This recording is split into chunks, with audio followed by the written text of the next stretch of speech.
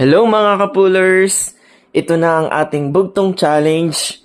So kaninang umaga, mga kapulers, nag-post ako ng ating mga tako at ng 2,000 papremyo kung sino ang mapalad na mapipiling magko-comment ng mine at nakabot na tayo ng 500 plus kaya magpapalaro na ako mga kapulers. So eto yung mga nag-comment, pipili tayo ng isa sa mga yan na nag-mine. So, ituloy-tuloy lang natin guys. Bibilang lang ako ng 5 seconds.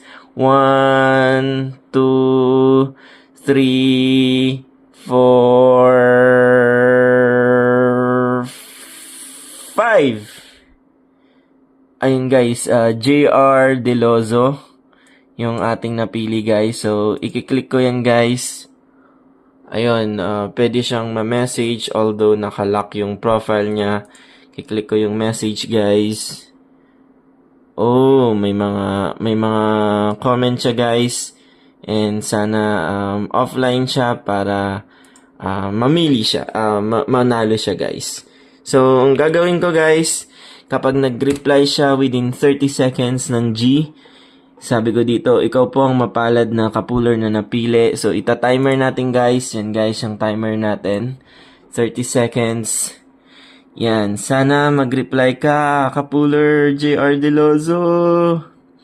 So, yun nga guys. Ikaw ang mapalad na kapuler na napili para sa ating 2K at Taco Bugtong Challenge. Kapag nakapag-reply ka ng G sa loob ng 30 seconds, isisend ko agad ang bugtong. Pagkatapos nito, may another 30 seconds ka para sagutin ang napakadaling bugtong. Uy, nakapag-send siya guys! Ayun lang, hindi siya nakapag-reply guys. So, ayun guys, time is up na. Pasensya na, kapulers, bawi ka na lang sa susunod. Yun guys, medyo mahaba na yung oras na binigay natin. Pero hindi siya nakapag-reply guys. Di bale, bawi next time.